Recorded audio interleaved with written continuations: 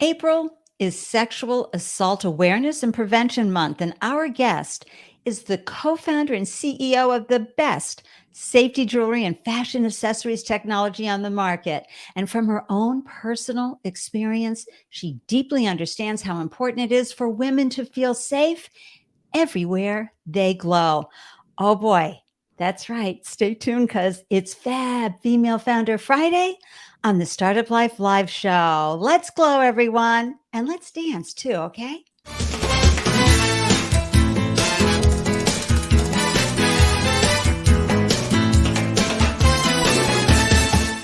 Hello and welcome to the Startup Life Live Show. I'm your host, Ande Lyons, 4 times founder and startup champion to founders around the world. And after raising 4 businesses of my own, oh my gosh, I have a deep appreciation for what you are going through every day, navigating those roller coaster rides of woohoo moments and oh no, it's a disaster moment. So this is me cheering wildly for you, for getting up every day and taking that idea and figuring it out and implementing it and solving all those hard problems. And I'm especially thrilled that you took time out of your busy day to tune into the Startup Life Live Show and up your founder game.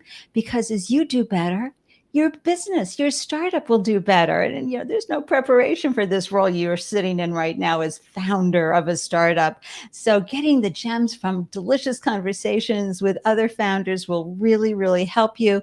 A big yoo-hoo, hey, live viewers, and a hearty welcome to replay viewers and podcast listeners. I'm so happy that you're here. And I just want to put this out to all of you. There are first-time founders around the world who are struggling with their new business. And we can all be raising our hands now ourselves, even if it's our second or third business. And the advice we share and the founder peer support we provide in the Startup Life Live Show can help these founders solve a problem they have, and more importantly, help them stay strong during those dark nights of the soul. So wherever you are and however you're tuning in to the show, podcast, video, please know when you hit that like button and comment and rate and review, you really help us reach more founders. And as a result, you're helping other founders maximize the joy and minimize the heartache from their founder journey. And I know from the many testimonials I receive, the show helps them succeed. So please, right now, take a moment, hit that like button, share the video, comment, and know that I'm truly grateful for your generosity. And of course, if you are tuning in from YouTube and you haven't done so already, please hit that subscribe button. That would be so wonderful. And if you'd like to get an alert whenever I post a new show, and this is where I do a deep dive into each of my guests' background and what they're doing, hop on over to the Startup Life Live Meetup group. Links are in the show notes. You can just hop on Meetup group whatever. And you'll find it there. But I have a nice bit.ly link right here, bit.ly/Startup Life Live. And that way you'll get the scoop whenever I go live. So I am over the moon excited to introduce you to our guest today. So I'll tell you all the details when we get on the other side of my introduction. But let me put up some artwork to share while I'm reading her incredible background here. And that is Rajia Abdelaziz. She's the co-founder and CEO of invisaWear, the best safety jewelry and fashion accessories technology on the market. And Rajia is a Bost Inno 25 under 25 recipient and has a dual degree in electrical engineering and computer science. And we're going to do a deep dive into all her startup and founder journey stories while learning how this amazing company right here, invisaWear, safety jewelry and accessories, are protecting women from sexual assault every single day and helping many folks be able to alert and feel safer every single day. Let's not waste another second. Let's bring this incredible, gorgeous, glowing goddess into the room, Rajia Abdelaziz. Hey, Andy, how are you? I am so happy that you are here and joining me. I am so happy to be here and so honored. I've been wanting to be on your show for years now, Andy. So this feels like a dream come true. Thank It's you just so much for inviting me. Yes, I'm so honored. Wonderful. It is just so wonderful. And everybody, I have to, share a little full disclosure with you. I've known Raja and her phenomenal co-founder, Ray Hamilton, from their earliest days of invisaWear, and I had the good fortune to be their mentor through the Entrepreneurship for All Accelerator program, and have been so honored to add wind to their sails and cheer wildly for them for over 6 years. And so, Raja, thank you for joining me today. My pleasure, Andy. And thank you so much for being the best mentor ever. I honestly can't thank you enough for everything you've done for myself, Ray, and invisaWear. We truly would never have been able to accomplish any of this success if it wasn't for your amazing guidance and support from our early days. So thank you. I feel like I should be asking you to give the advice. Gotta go and wipe my tears. Okay, but let's just say a quick hello. Look who it is, Matthew Lyons, the youngest of the Lyons in the house. One of my previous star employees. Exactly. And then I don't know who this is, LinkedIn user, but I'm so happy you're here. And Raja, it's Delisa. Hi, Delisa. Oh my gosh, she's so happy you're here. So nice me too. And wonderful founder and fan who's tuning in. Oh, here it is. Maybe that's you, Tiffany. Okay, so oh my gosh, Tiffany's going to be on the show a week from today, everybody. She has a phenomenal business called Ship Black. And I have to tell you, she's given some of the best advice I've ever heard, especially for anybody who's moving inventory, right? And shipping and doing product design. And she's just amazing. So thank you, Tiffany. Can't wait to see you next Friday. And another LinkedIn user here, founder and a fan, not sure, but thank you. And oh my gosh, it's Snowfall. Oh, my favorite.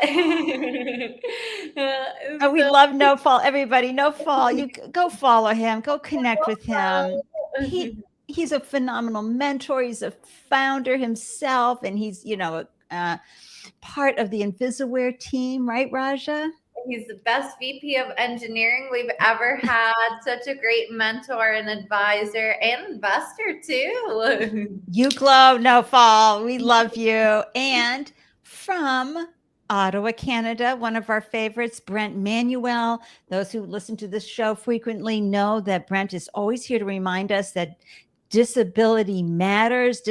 Disabled folks need to be at the table, especially those with the invisible disabilities like neurodiversity. Innovation happens when you have folks with disabilities at your location, your business, everything that you're doing, all your planning. So great to see you, Brent. And I've missed you. I had a week off from the show, so we're just getting back. So speaking of Entrepreneurship for All, which folks, go look it up. They're phenomenal. Really one of the best accelerator programs out there. They're free. You can apply. And they have, I think, one of the best programs for helping you really nail down all those things that you just don't know as a founder. But I was on Instagram last night and I saw the E for All live Instagram, and you were giving a speech. Was that you last night live there, Raja? It was, Andy. I was so honored when they called and asked if I could be the keynote speaker for their graduation event. It was such a dream come true because it feels like just yesterday that I graduated from the program, and I can't speak highly enough of E4All. That 12-week accelerator really changed my life, and it's how I met Andy. It's how I met Nofal. It's where I met some of invisaWear's first investors, and it's how we got connected to our manufacturers. So it was just such an honor to be there and to share my story with their entrepreneurs. I still can't believe it's been so many years. It feels like yesterday we were up there pitching for funding. Oh, and it's so wonderful that I just saw you there, and everybody, Raja was just nailing it. She was just telling their story. And all flowing out. I didn't see a single index card or a note. I was just so impressed. Thank you so much. Oh my gosh. Well, let's go back to the early days because it's just so fascinating. You were graduating with a dual degree in electrical engineering and computer science with a prestigious job offer from a world-renowned tech company that you turned down so you could become an entrepreneur and launch this amazing company. I have to first ask, for all the parents in the world, what were your parents' response to that? What did mom and dad say when you said, I know I've got this great job offer, but No, I'm going to start a business instead.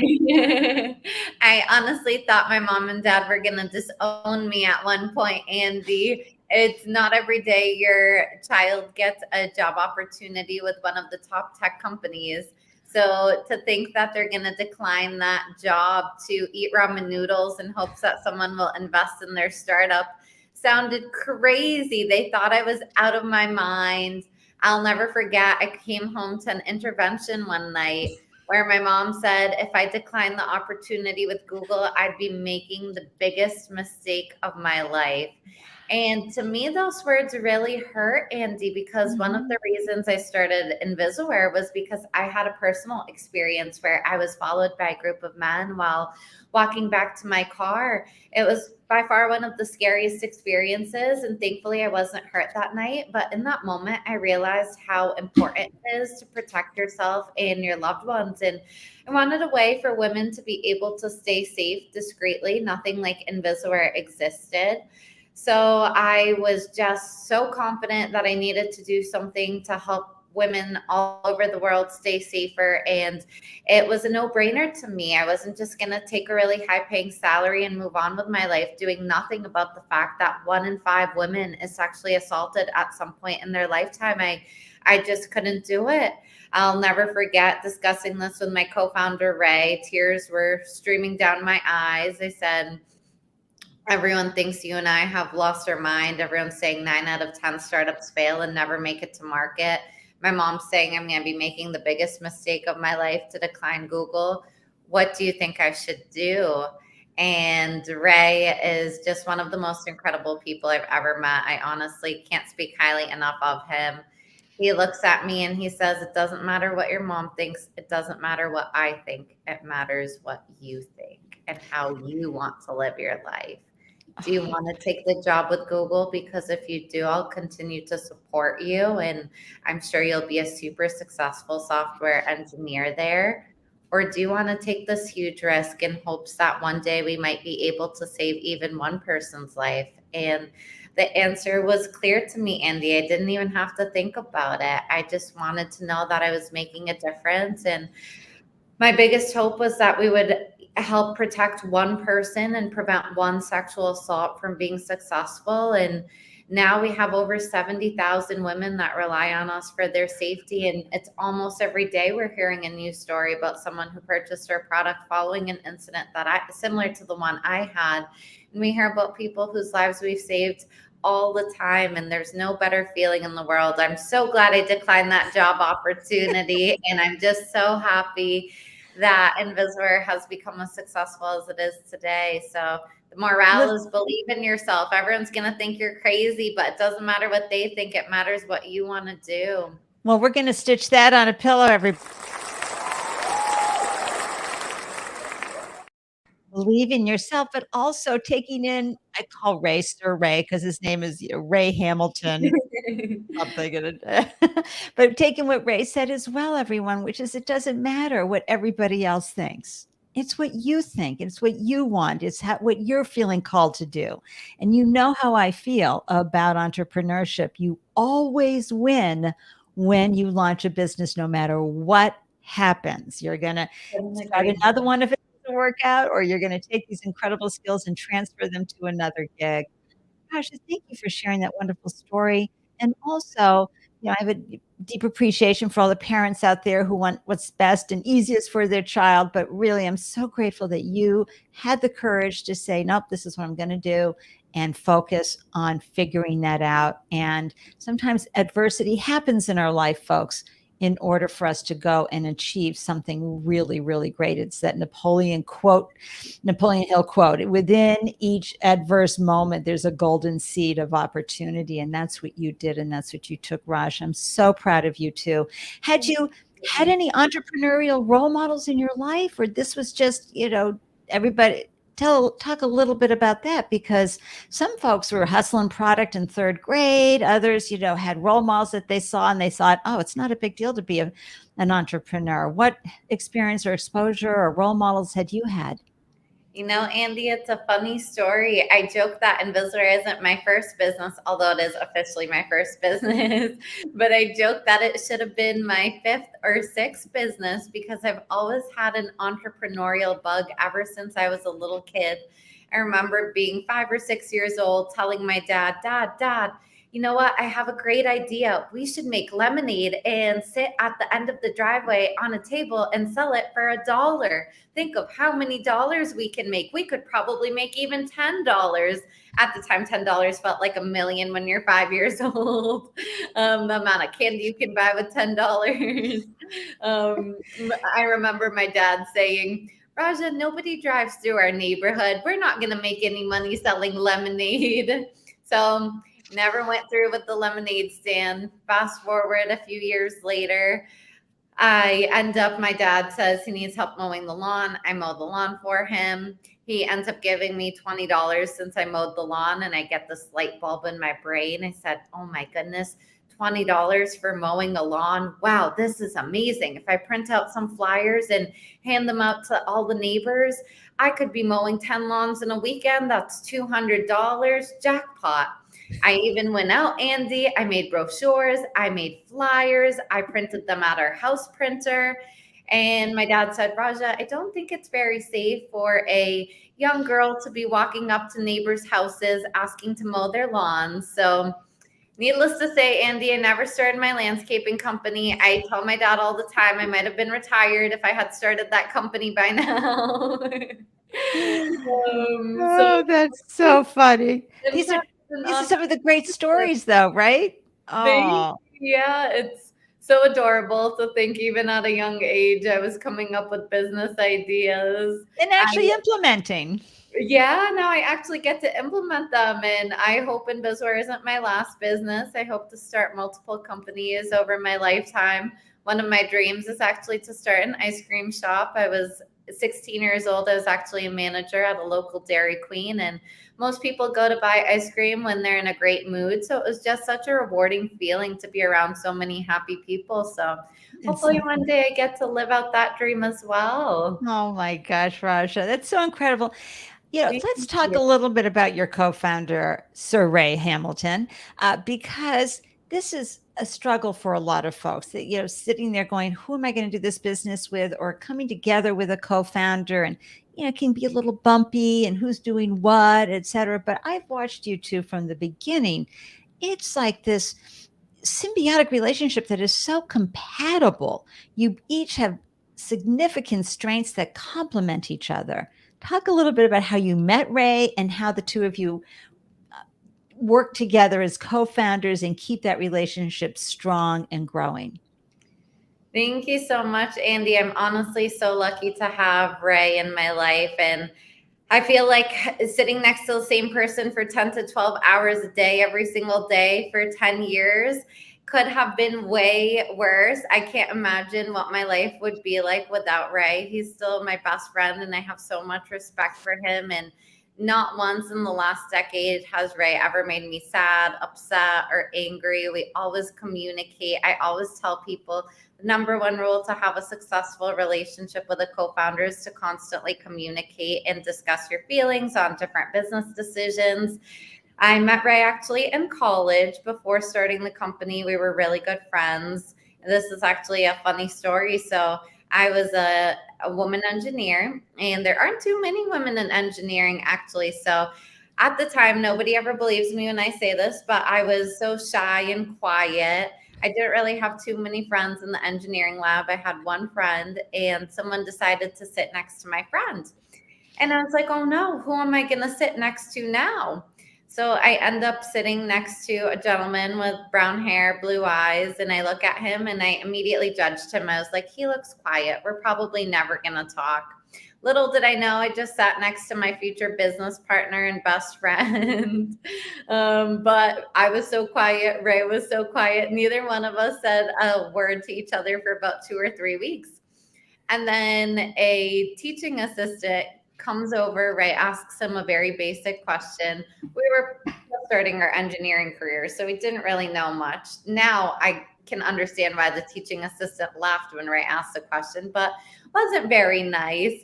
So Ray asks, how do I measure current? The teaching assistant looks at him and laughs, says, oh, you don't know how to measure current, and walks away. And Ray looks at me and says,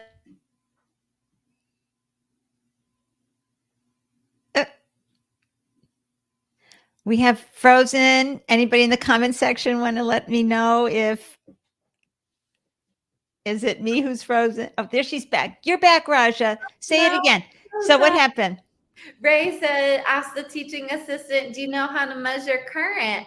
And the teaching assistant laughed because that was a basic question for engineering, and walked away, left Sir Ray all alone. And Ray looks at me and says, did you see that? And I said, oh my gosh, I saw that whole thing. I'm so sorry. And Ray says to me, do you know how to measure current?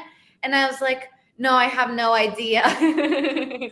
And ever since then, we started working together on class projects. We had a lot of similar interests, and we're very similar personalities in general. We have a lot of complementary skills. So ever since then, Ray and I started working together on the engineering labs.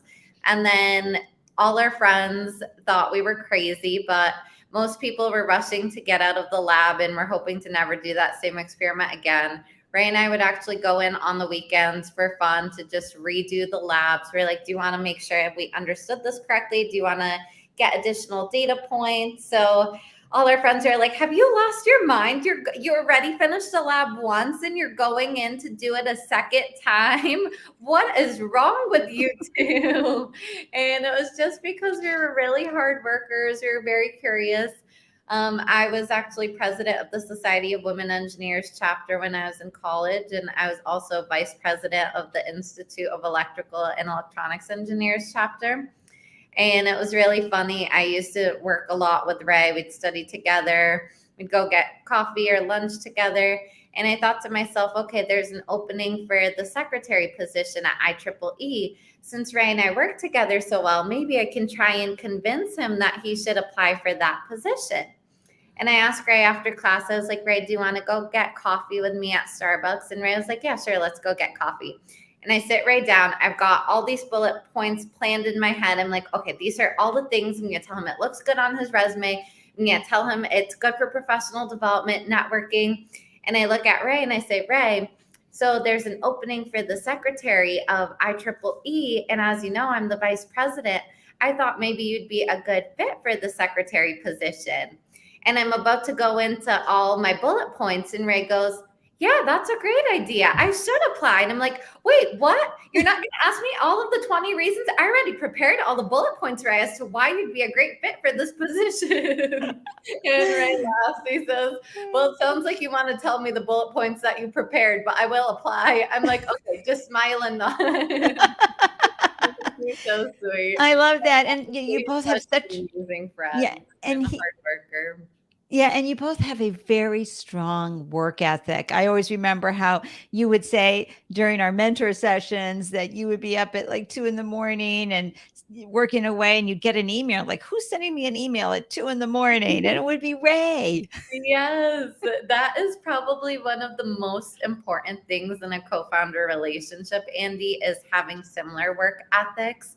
That was one of the reasons Ray and I's relationship has continued to be so amazing even a decade later, is because we both love what we do and we both trust each other to finish the work that each one is doing. And we both have the same work ethic. We both care very deeply about what we're doing, and we're both perfectionists. So it's worked out really well for both of us. And I hope everyone ends up finding a really great co-founder that they can lean on, because launching a startup is not easy. And I truly don't think I would have been nearly as successful if I didn't have Ray to lean on. Right. It's so key. And it's really someone that you can share the burden with. And also you can take vacation and you know that the shop is going to be taken care of with the co-founder while you're away. I agree. So let's talk about, because this idea, tell everybody first the idea you had and then how you designed and built your first minimum viable product, because you needed to be able to hold this device up and share it with everybody in a way that people could understand what you were trying to do. And I remember some of the first iterations. And so talk a little bit about that, Raja. Of course, I'd be more than happy to.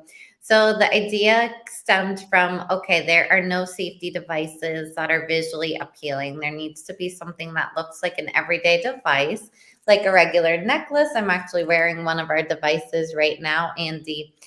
But we actually lacked a mechanical engineering background. So my background is in software, Ray's background is in hardware. When we originally started, it was a big proto board with a big red button that you could click, and that would connect to an app that I wrote. And that app would just send a text message to 5 people letting them know you were in an emergency and need help. The biggest challenging part, Ande, was actually making it look like jewelry.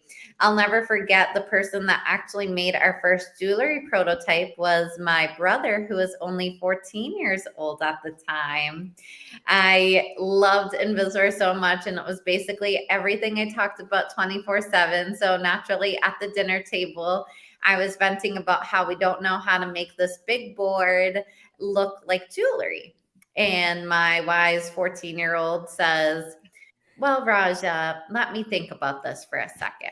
What shape do you envision the device looking like? And I said to Kareem, I said, well, I think it would most likely be a circle. Most of my jewelry in my closet is circular. And Kareem said, okay, well, what about a circle with a rectangle hole in the back? And the rectangular hole in the back could fit your board. And I said, yes, honey, but that, like, how am I going to make a circle? That's the question, Right. right? And I was only 21 at the time. We didn't know too many mechanical engineers. Now I would laugh about how would you make a circle. Anyway, he says to me, well, I mean, you can 3D print a circle. I've got a 3D printer in class. He takes out a ruler. He measures our proto board, which we actually at the time had just won $5,000 from E4L. So we were able to use that funding to go to a manufacturer to make the proto board that was about the size into like a rectangle piece this size. And my brother measures it with a ruler. He comes back and he says, okay, well, if you make a circle with a square hole in the back, that's the size, you can fit it in. And that way you can demonstrate that to investors, raise some money, and hire a real mechanical engineer that can develop your product. And I said, okay, but what do you mean? How does one 3D print? And he says, well, you know what? Let me ask my teacher. I'm going to stay after school tomorrow. I said, okay, I'm not thinking of it. I'm like, so adorable. 14 years old, thinks he can 3D print a circle. He stays after school. I end up going to pick him up. And lo and behold, he's got a circle with a hole in the back that fits the invisaWear original prototype perfectly. Says, do you want to go to Michael's and maybe buy some chains, maybe some CZ stones that you can stick on the side? We even bought Play-Doh and put it on the back to show that that's like a soft form factor. And you'll never believe that, Ande, that original prototype is what allowed us to raise hundreds of thousands of dollars from investors demonstrating the concept, which allowed us to hire professionals that could actually help design the jewelry and make it visually appealing. Oh my gosh. Founders, is that not the best story? Come on, that. And a lot of times that's what you need to do. You need to pull together something and have others come into your life and help you figure that out. And your brother, 14, what a smarty pants, just like his older sister. And, came through for you, and you were able to now have a real prototype because you writing the app and making that look good on the phone, that was almost the easy part, right? Really was. The jewelry was the tough part, to be honest with you, because that's where we lacked experience. Oh my gosh. And so now you have your MVP, you've raised the thousands of dollars so that now you've got the financial backing to go ahead and say, okay, now we've got to really get some inventory going, get some of these prototypes ready, and start proving our value proposition. So talk to us a little bit about what market segment you wanted to go after first, because folks, that out of that big total addressable market, you've got to come up with your own little, what I call the launchable addressable market, that one segment you want to go after first to prove your beta, to prove your value prop. Talk to us a little bit about that, Raja, how you and Ray figured that part out. Absolutely. So we originally decided to actually focus on college aged women since, just like me, they were walking alone back to their cars at night and they were walking back to their dorms.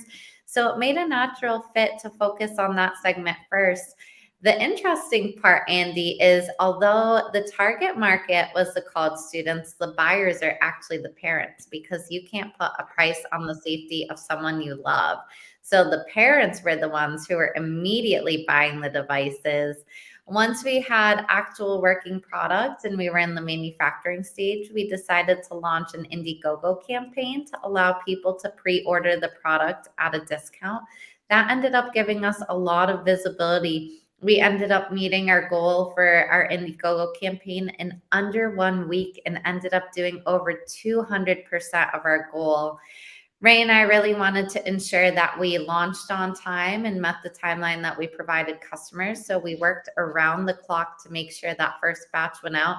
And we personally hand wrote notes to every single one of the people that pre ordered to thank them for trusting us and wishing that they hope that they love the device.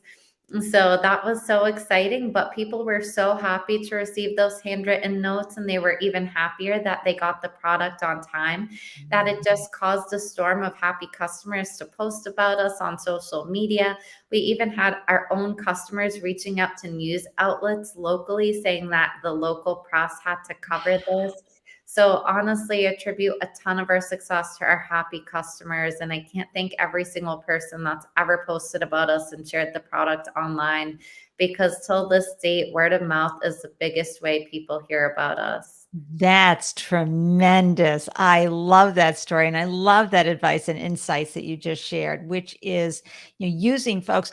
These crowdfunding campaigns are a terrific way to increase awareness of your product, get feedback that you desperately need, testimonials that you need, and really create a buzz around your product and service. So you still had to figure out manufacturing though, because now orders are coming in and more people want to order. And the biggest challenge a product company has is being able to meet those orders and nail down manufacturing. Were you manufacturing locally or did you take it offshore? We actually manufacture all our products in the United States, which is something we're very proud of. Our manufacturing facility is one of the best in the country. They're actually located in Chelmsford, Massachusetts, and the president is one of our advisors and one of our investors. And I can't speak highly enough of him as an individual and as a role model. He's truly changed my life and really played a huge impact in shaping the way I think about my business and Do you our want to growth. you want to share his name so we can do a shout out, or unless he wants to keep it quiet? Absolutely. His name is Louis Pedroso. He's one of the most humble people you'll ever meet and one of the kindest people you'll ever meet as well. But early on, we learned how important it is to get your supply chain in order and to make sure you have enough inventory. So we actually had a really amazing news story go viral. We helped save a young woman's life during a scary situation, and ABC News ended up posting about it, and the story got picked up nationally. We sold out of months worth of inventory in just 1 day, which was such a dream come Oh true. my But parents gosh. saw that story and how it helped the young woman, and they immediately said, I need this as well for my child and everyone in my life that I love. But of course, it's horrible to run out of inventory, and people get so upset. They want their product yesterday when they order it today. So Exactly. that really shaped our mindset around how do we make sure to have the optimal manufacturing process. Now we keep a ton of raw materials on hand in case we ever see spikes. And since then, we've seen lots of spikes like that where you sell months worth of inventory in just 1 day. So we're so happy with our manufacturers, and they've been such an incredible partner to us. They've really helped train our mindset onto how to expedite the manufacturing process. Right, and they're able to help you scale, so as you scale and now, 70,000 women are using your product, as you grow and have hundreds of thousands of consumers, millions of consumers, they're able to help you meet demand? They are, yeah, they've been phenomenal. They also have partners that they can utilize if we overnight skyrocket into the millions of units. They are very well connected, which I hope that day comes when we're selling millions of invisaWears. Right. And I bring that up, Raja, because that's, something that you newbie founders need to always be thinking about with products, right?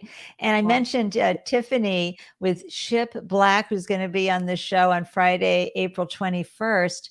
She gave a great piece of advice to one of a prior guests that we had on the show with a cosmetic line, which is as you're developing your packaging, think about how many pieces, how many units you want to have into a box, because you want to have eventually that big semi trailer pull up and your boxes are on a pallet and they're being shipped out to wherever. How did you figure that out with your packaging, Raja? So we have such great relationships, Andy, with all of our partners and suppliers. I honestly don't know how we got so blessed. We use another local packaging supplier based out of Massachusetts, actually. And we met the gentleman actually at an event, one of those startup events. And they actually make all of the high end products. Like, for example, Godiva is one of their clients, and all the cereal boxes are made there. So they move millions of units. Moving volumes like 10,000, 70,000 is very small to them. But they really believed in invisaWear since the start. And they took us on. They said, you know what, we really truly believe in this product and we think it's going to be a huge success. So they made an exception and allowed us to manufacture our products there, which is just so kind of them. But they were very involved with the design process because they work with a lot of big companies. They already were very familiar with the best practices and what works and what doesn't work and what's visually appealing. All of invisaWear's packaging, which you can actually see on the shelf behind me, looks like a gift box. So a lot of our products are gifted by loved ones to protect you. So, for example, a parent buying it for their daughter or a husband buying it for his wife. So we wanted to design something that looked visually appealing. Let me grab it, Andy, so the viewers can see it closer. But it looks exactly like it's wrapped up as a present. So the person who bought it has one less thing to worry about. It's already wrapped and ready to go. And then every single piece of the packaging actually comes with a thank you note from myself and Ray, thanking the customers for supporting our mission to create a safer world. I wish we still had the bandwidth to personally write all 100,000 notes, but unfortunately we had to type them out. Oh, Raja, that's so wonderful. And look who has stopped by. Stay Safe Martial Arts. He says it's an amazing product and company, one of my favorite self-defense safety tools. Wow, thank you. Oh, thank you so much. I'm Stay so happy. Yay, yay. That's a great testimonial. We love seeing those on the Startup Life Live show. Thank you for swinging by and sharing that. I remember one of my stories too. You heard a young woman getting into a car accident and, she's upside down. And when you're upside down in a car, where are you going to find your phone to call for help? Right? Yeah, that's something I didn't realize, Andy, that was so common in car accidents is your phone gets tossed out of reach and it's really hard to find, but something that's already on your body, like your necklace or your bracelet, is already very easily accessible. But I'll never forget that story. It honestly was just so touching. I feel like we get so connected to our customers because we care deeply about the mission of the company. And Ray and I got an email. Our customer service team says, Raja Ray, some woman just emailed saying you saved her niece's life. Oh, I always get emotional saying this story, and even like years later, it's so crazy. But I remember it was one of the first people's lives we had saved. So I was like, what do you mean? Where is the email? And the woman says, my niece is being taken to the hospital as we speak. You saved her life. And I just remember crying, being like, oh my gosh, I hope she's okay. I hope she makes a full recovery. I've never met this girl. Well, I've since met her. At the time, I had never met her. And I was just like, I hope she survives. Like, what happened? Is she okay? And we end up finding out that it's a local Massachusetts family. And we had the honor to actually get to meet her after that and just hearing her say that she was praying that the device would call for help and alert her loved ones that she needed them, honestly, was just so touching. And hearing her say that her dad arrived at the scene at the same time as the ambulance and was there to hold her hand, Ah, there's no better feeling in the world than knowing you were able to help someone that's during right. And I very. want to remind folks, as you look at the product here, I'll put it up on the screen, and podcasters, check out invisaWear.com, invisawear.com. The beauty of this is that your double tap on the product, sends an alert out, but you could be visiting someone in California, your family's from, Massachusetts, and you're looking and seeking for help at that moment. That can be very frightening for those who love you and they can't get to you. But the beauty is that invisaWear sends a signal out to first responders who are closest to where the person wearing the safety jewelry or accessory is, right, Raja? Yes, exactly. So a couple years back, Andy, we signed a major deal with ADT, the number one name in security, and that was such a dream come true. But now a trained ADT agent is the one notifying 911 on your behalf. And that's so incredible because ADT is known to have the fastest response times in the industry. So we had a news station actually test it out, and within seconds, invisaWear was able to send the alert to ADT agents who are reaching out to the individuals, asking if everything's okay and notifying the authorities that this person at this location is requesting assistance. And women, we have a lot of different challenges. We don't feel safe often, all right, whether it's in a scary dark garage or you're at a bar, knowing that whether it's the scrunchie in your hair or the necklace or bracelet that you're wearing or keychain, being able to double tap this product and alert folks, because when you've got the date drug that can be slipped into your drink, there's just so many different things. Your phone, your pepper spray, none of that is going to be able to help you when you're so nervous and so scared, like a double tap on this wonderful, wonderful device. And so oh, let me bring Raj into the full screen so you can see. There it is. Boom, there's the back, and you just double tap on it, squeeze, whatever. And is it hard to get set up, Raja? I mean, how when folks get this product and get it home, a lot of people are used to being able to sync their phones to an app and download and do all of that. But do you have support for folks who do not? Yeah, it's actually super simple to set it up. Basically, you download the free app onto your phone. You select 5 emergency contacts. You connect the device using Bluetooth Low Energy, and that's it. We hope you're never in an emergency, but if you are, you simply double click it, and that's what sends the signal. But for those of us who are technologically handicapped, we've got an amazing customer support team who can call and assist you with the setup process. They are so amazing. I can't speak highly enough of our customer support team. They're so patient, and we're proud that we have over a 4.8-star rating on our customer satisfaction. Holy mackerel. That's phenomenal. Congratulations on that. I want to bring So something up that's so important, throughout our conversation as you've moved this product forward from manufacturing to packaging to leveraging relationships. This is so important, founders, when you're growing and building a business. Who can help you, right? What relationships are out there? We heard about how Raja, was able to build the one for manufacturing and packaging, but to have a partner so well known like ADT, how did you even know to ask them, hey, you want to have a conversation? I mean, so many founders sitting there, we're all going, I'd like to reach out, but I'm a little nervous. They're way out of my league. What did you do? What compelled you to reach out to them, to ADT? great question, Andy. So ADT and us have always had similar customers. So people who want to protect their loved ones while their loved ones are at home tend to be the same individuals that want to protect their loved ones while they're on the go. So we always thought to ourselves, okay, what home security companies do we like? And it was a no-brainer. Of course, our favorite was the number one name in security, ADT. And we took a risk. We decided to take a look at who are the executives on their team, who do we think might potentially be of interest. we've found someone who's a dad and his daughter was approaching college years. So we reached out to him and it was a no brainer for him. It made absolute sense. He said, yes, I love this product.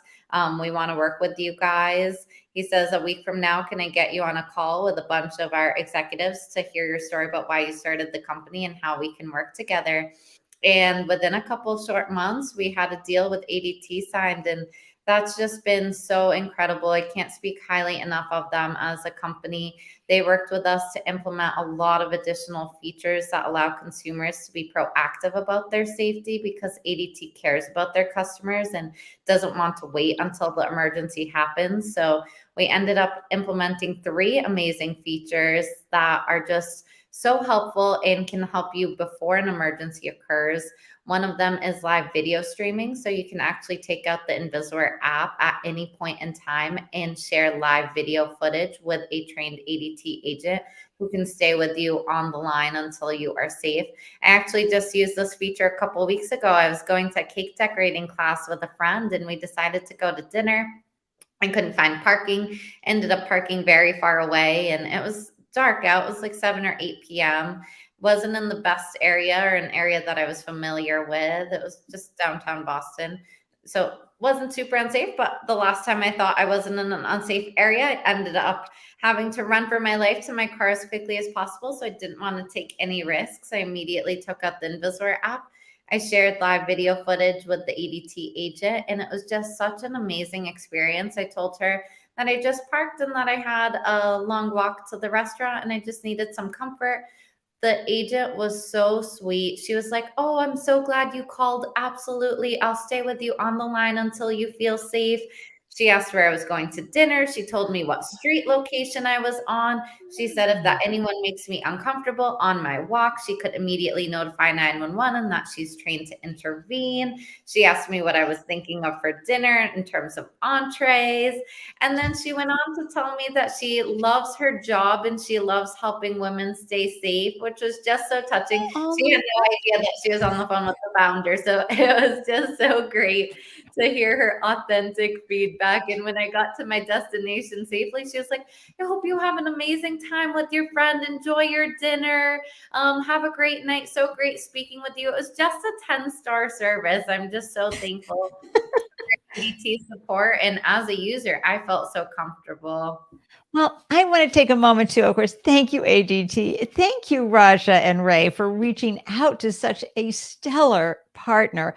But I want to just share, I'm having a little bit of an Andy-licious moment here, everybody. So just let me just quickly have a quick woo.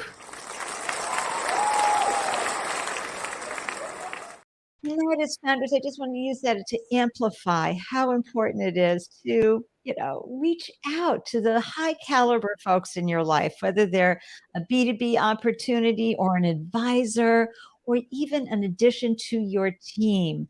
Go for the gold. Raja just showed us what happened. It did not take long. She reached out, she looked at who she could talk to, found a dad, right, with a college age daughter. So she knew it would resonate with him, especially. That's great leveraging right there.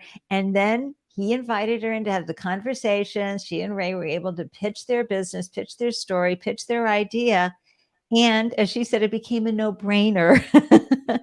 I'm sure there were a lot of back and forth and attorneys were involved, but still that catapulted invisaWear forward, right, Raja, having that? It really did. It gave us so much credibility because everyone trusts a very well-known name and leader in Right. security. Not only that, but ADT was so kind. They actually introduced us to their partners who own ADT Canada, TELUS Communications. TELUS is a multi-billion-dollar telecommunications company out in Canada, and we were able to sign a deal with them to expand and bring TELUS Smartwear security to life. And that has been such an incredible partnership. And we've been expanding very rapidly in Canada, which is so amazing. And TELUS has been such an incredible partner as well. So Aw. so grateful to have all of these amazing partners who are spreading our mission to create a safer world. Oh, and just that story, folks, women, right? The fact that someone could be there talking to you when you're in this a sketchy part of the town. Oh my gosh, I love that comfort so very much. So let's go into something that's a little deeper for those who are building a product business. And that is what we like to call the customer acquisition costs. And for the newbie founders tuning in, this is such an important part of your role, understanding what your marketing return on investment brings. And that's because there's this incredible, and you'll see this an acronym thrown out all the time, folks. It's called the LTV CAC ratio. It's very important. If you're sitting there scratching your head and saying, LT what? Go to the YouTube channel, and under Andelicious Advice, I have it right there, front and center, how to calculate the long-term value and customer acquisition cost ratio. Okay, so let's talk about, because when you first launch a company, you're going to spend sometimes a lot more money on customer acquisition, and you're going to have different strategies. Can we go into a little bit of a deep dive right here and do some education for how you did that, what you learned on the journey, Raja, and what does that look like today, now that you've got a lot of volume and you're growing and you're building even more? Of course, these are such important concepts for founders to understand. The lifetime value of a customer is so important because you spend a lot of money to get that one customer. So you want to keep them happy and you want to keep them coming back. And I always tell people one happy customer will tell 5 people, but one unhappy customer will likely tell 10. So it is horrible to make a customer upset. And I really attribute a lot of invisaWear's success to date because of how many happy customers we have who've taken the time out of their day to talk about us on their social media pages. At the very beginning, when we were first launching invisaWear, our marketing budget was tight. A lot of the money we raised was spent on engineering, producing prototypes, bringing the product to market. So we relied on a lot of organic ways to reach customers. We actually ended up hiring my brother by accident, which I'll share that story in a moment. And he started posting about us on our social media pages. And in less than a year, we had gotten over 300,000 followers on TikTok. And since then, we've gotten over 550,000 followers on TikTok and over 150,000 followers on Instagram. We've garnered over 30 million likes. That's 30 million people that have interacted with invisaWear and liked our content. So that, as you can imagine, drove a ton of sales that we then amplified using email campaigns and SMS. Of course, digital advertising is a very popular method. And so that is an area we invested in as well. But it was a multi-step approach. You intrigue someone from a social media video that they see on their TikTok and Instagram. They come to your website. They see there's a spin to win where they could potentially get a free device or a hefty discount. So they enter their email and their phone number. Then you email them a discount code to try and incentivize them to buy sooner rather than later. They don't buy right then and there. Totally okay. You give them content that is educational on safety tips, which keeps them interested in coming back. And then when the time is right, they do eventually purchase the device. But those have been some of our top ways that we've implemented marketing. When we got a lot larger, we ended up working with some notable influencers. So Selling Sunset, we had the honor of working with some of their cast, since real estate agents are among our top market segments. They're showing property to strangers. So we worked with Mary Fitzgerald and Amanda Smith. I had the opportunity to chat briefly with Amanda, and as I was DMing her, I was fangirling hardcore. I'm like, oh my gosh, I love Amanda. Who is she? I don't know Amanda. My product. She's one of the incredible agents on Selling Sunset, Netflix's hit show. Oh my gosh. Oh my gosh. That is so wonderful. And that's a great strategy, using influencers. Talk a little bit about that. Of course, influencers have such a loyal following. Another influencer who I absolutely love is Hannah Ann from the Bachelor franchise. Oh gosh. She had such a great story where she was on the show and she got engaged, but then they ended up breaking up. And she just gave such an incredible speech at the very end to the guy after their breakup, where she said, in order for you to be a woman with a woman, you need to first become a real man. And I just loved her closing speech. It touched me so much. And one day we get a DM from Hannah Ann saying, "Hi, I follow you guys. I had a scary situation. Can we chat?" And it was just such an honor speaking to her. She's such a down to earth person, and she cares so much about helping other women safe that she posted about us a few times as well, not just one time. So Oh my gosh. And grateful I'm for gonna what pull up, she shared. for viewers who are gonna watch the video, I'm gonna share the invisaWear TikTok feed right now, folks. So because I just think it's so important. This is part of how the company invisaWear continues to educate everybody. And whether it's influencers or using this wonderful woman here to provide safety tips for college students, demonstration of how to use invisaWear. I'm going to go down like this and just show you. It's invaluable. And look at this, 772,000 views right there. Okay, as an example. Not and I at the top, I'm going to scroll back up, Raja. 565,000 followers, over 32 million likes. Though that's some serious impressions, right, Raja? It really is. And is it hard? Was it hard to, figure out how to use TikTok and use it to amplify your product and connect with folks?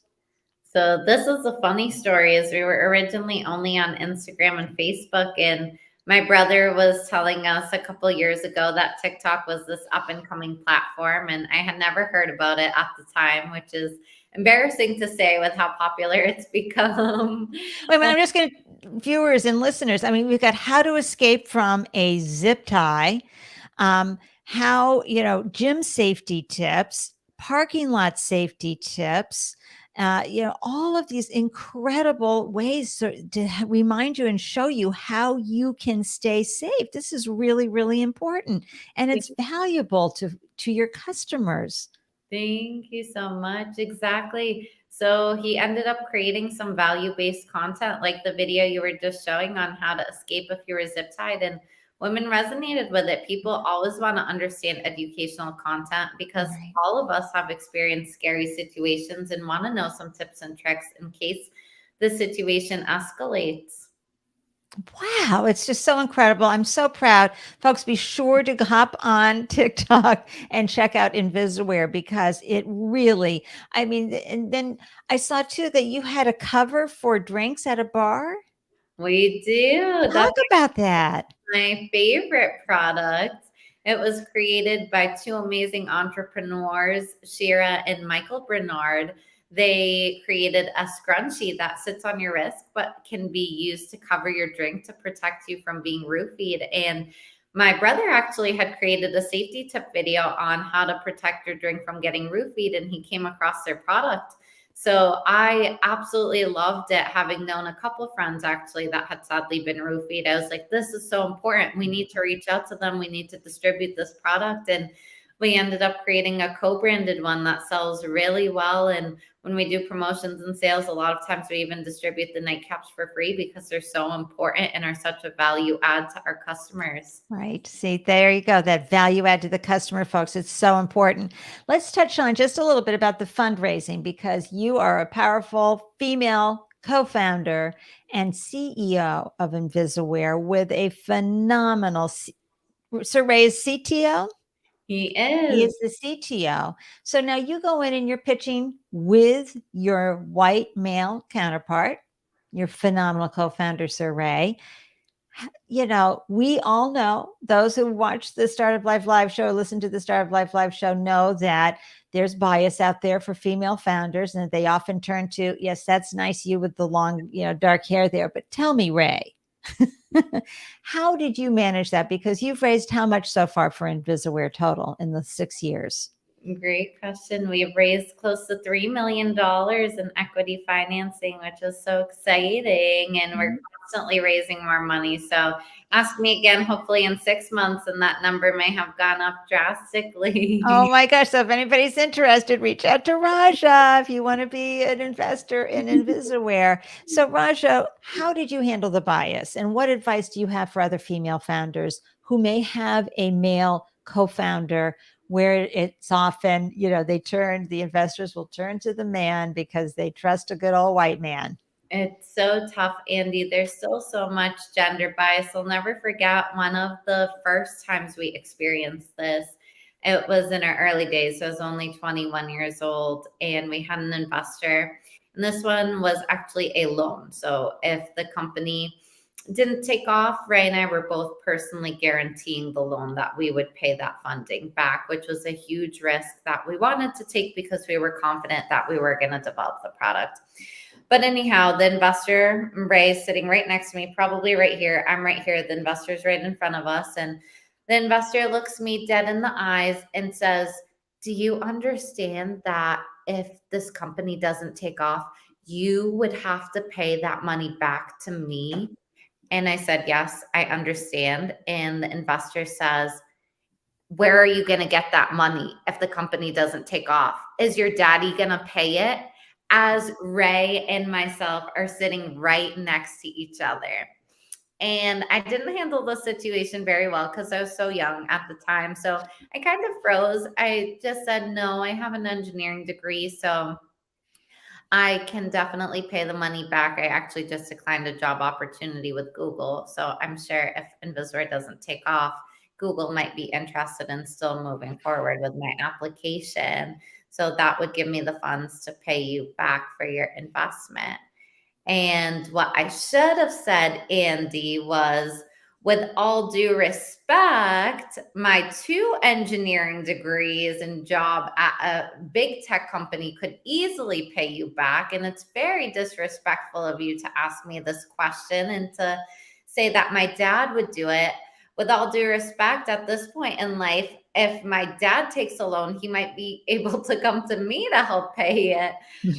There's probably more eloquent ways of saying what I'm trying to get across, Andy. Well, we need a playbook, Raja, for those moments. And also, For ourselves so that people know that these types of comments are unacceptable. And at the time, I was so young, so I didn't really have the right words. I honestly still don't have the right words. But what I would encourage women to do is to say, "No, that's an inappropriate question. And please treat me the same way as you're treating my co-founder." yeah, that's excellent advice. And that's why I always feel we need a playbook, because a lot of times we're so aghast, right? We're like, what?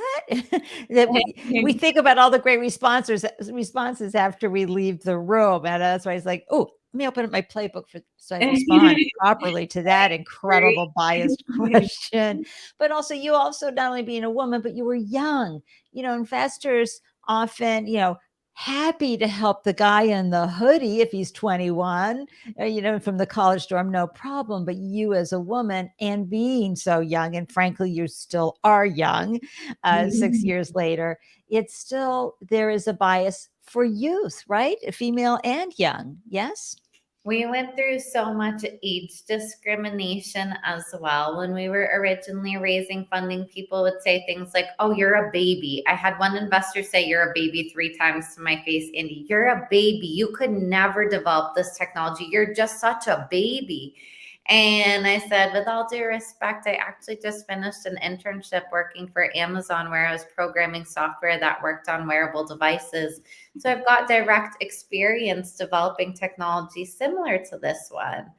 And one of the biggest pieces of advice as well that I would share with founders is it's easy to just simply get upset or say, "Boo-hoo, the world is horrible. There's so much age discrimination. I'll never be able to raise money, so I'm just going to go home and quit." You can't do that. You need to take a step back and say, "Okay, well, what is the concern with the age?" And for us, people's biggest concern was with our age was that we didn't have experience, which we actually did have, like I mentioned, with Amazon. And Ray actually had experience developing Bluetooth low energy technology at his last internship with Dell. So when we started to inform people of that, it immediately relieved the age concern. And then we would say things like, well, actually, not only do we have experience with this, but we've got advisors who we work very closely with, like Ande Lyons, who's had 4 businesses, who works very closely with us to help guide us, and Nofal Ibrahim, who started a super successful company in the safety devices industry that later got acquired. And Lewis, who's got manufacturing experience. So all of that immediately alleviated the investors' concerns. And that's what allowed us to be super successful at raising funding. Oh, Don't give up. bravo. Guys, for those listening, I'm getting out. Oops, I was going to get out my pom poms, but they're stuck. Hold on. Pom poms right here for you, Raja, and for Ray, for getting through some of those very difficult conversations and having such a successful run with your business. I know that you're going to just grow and expand even more over the next few years. I'm so excited to watch it all happen. I'm going to ask you a few questions here that I know other founders would love to know how you have managed this process, which is, when you are feeling inadequate, when you get those comments that you're just a baby, or what do you know, or what if you have to pay me back, and or when manufacturing there's a problem and oh my gosh, it can become a disaster. How do you shift your mindset? So it's, we all are going to have moments of feeling inadequate or imposter syndrome, founders. Okay. You're not alone. I don't care how experienced a founder is. They could be on their third IPO'd company and still have those moments of doubt. Raja, how do you shift your mindset when you're feeling those moments of doubt as a founder? There's few ways, actually. One of my favorite things is we get a lot of thank you notes from customers. So anytime I'm feeling sad or upset, or there's a challenge we're going through, I'll pull up a thank you note. For example, when we first started the company, I had a domestic violence survivor actually write us a letter saying how huge of an impact we're making in the world. She was in an abusive relationship. Her abuser had gone to jail and he was getting out, and she was just living in fear that he would come to find her. She was losing sleep at night. And she wrote us a really thoughtful thank you note saying that because of our product, she was able to sleep through the night for the first time in months, knowing that if he was to come find her, she could easily double click her device. Regardless of how horrible of a day I'm having, when I read that letter, I immediately feel so touched and motivated. And I feel like I need to continue working hard because we're making a direct impact on people who need its lives. That's one way. I also keep a list of achievements of things we've been able to do and all of the amazing press features. We actually just got an article in Forbes in December, and that was such a dream come true. So I have that big Forbes article printed out and hung up out right outside my office door. Another big thing I'm a huge fan of is journaling. There's a 5-minute journal that you can buy off Amazon, and you can write down 3 things you're grateful for. Um, That's One of the things I'm grateful for is my incredible team who works tirelessly around the clock to help spread our mission. Incredible mentors like Andy, the weather being amazing today. Grateful for can really change your mood. That's wonderful. That's so great. And now, over the years, I know your definition of success has evolved, right? What does success look like for you today and over the next few years for you and invisaWear? What would be just like a wow moment? And how are you measuring that success? Because it's so easy to have people tell you, you're not successful until this happens or that happens. And I'm always reminding founders, you need to use your own measuring tape, because as Ray said earlier in this conversation, as you quoted him, it's not what anybody else thinks, it's what you think. Please share, Raja. Like you mentioned, Andy, the definition of success has changed many times for me and for invisaWear. If you had asked me this question 6 years ago when we met, success to me would have been bringing the product to market. And then after bringing the product to market, success would have been having happy customers. And after getting 4.8-star ratings. Success would have been signing a deal with a major industry leader in security. And now success to me means becoming a household name that people love and trust. When you hear the name ADT Security or TELUS, you immediately think a reputable organization with a great mission to keep people safe. We're trying to work really hard for people to know that the name invisaWear references safety devices that you can take with you on the go, that you can depend on. And we want it to be a name that everybody's heard of. Oh my gosh.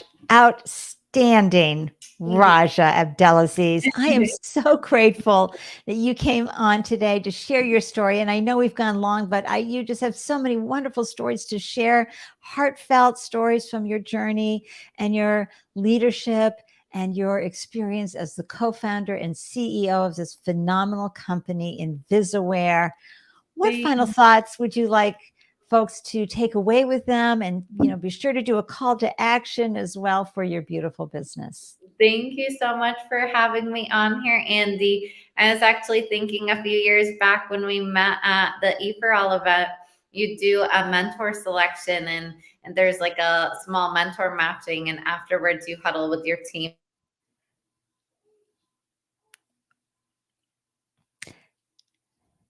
We got a little frozen here. Rajia will be back though, I know, because it's just an internet connection challenge. She'll be here in just a Sorry about that, Andy. That's okay. So anyway, we had the E4All mentor matching, which I remember like it was yesterday. Yes, and Ray and I were fangirling over your background. We're like, we need to have her be our mentor. She's had 4 businesses. She's got thousands of followers. She's got amazing experience in branding and public speaking. And we were both cheering when we got matched with you. We're like, this is going to be life-changing. So honestly, I would have never imagined that I'd be sitting here getting interviewed by you a few short years later.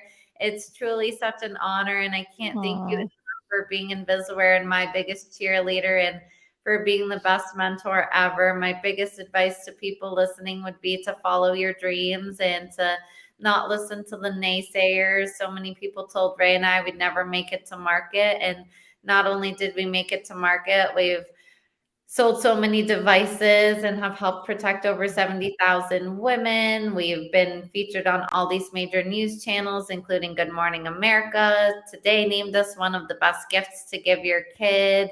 So don't listen to anyone who tells you you can't do it. You can. Focus on what could go right instead of focusing on what could go wrong. And businesses don't fail. It's people who quit. It would have been easy for us to go home after all those investors said, oh, you're a baby. How are you going to get back? We could have said, oh, nobody's going to give us money. And we could have gone home, and we continued to persevere. We didn't go home. We ended up launching a super successful company, and so can you. So best of luck to everyone who's a young entrepreneur or any entrepreneur out there.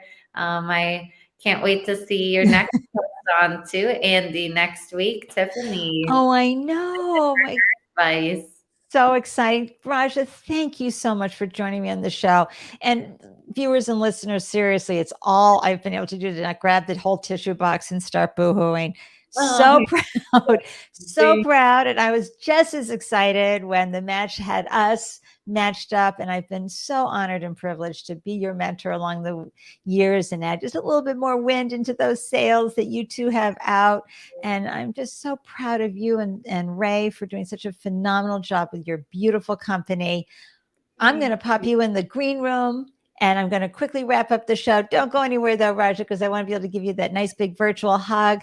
Oh my gosh. Yeah, I went long today, everyone, because Rajia really, you've heard all those incredible nuggets and founder journey advice and startup stories. And as she said at the end, believe in yourself, believe you can do it. Don't listen to the naysayers. Keep going and keep bringing your dreams to life.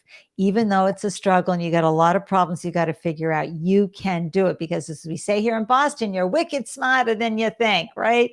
Let me just share with you real quickly who's coming up on Tuesday, April 18th, a phenomenal a gentleman named Reese Ryan. He's the co-founder, CEO, and chief engineer of EchoBar, an AI solution giving you control over social media and the narrative you want to tell.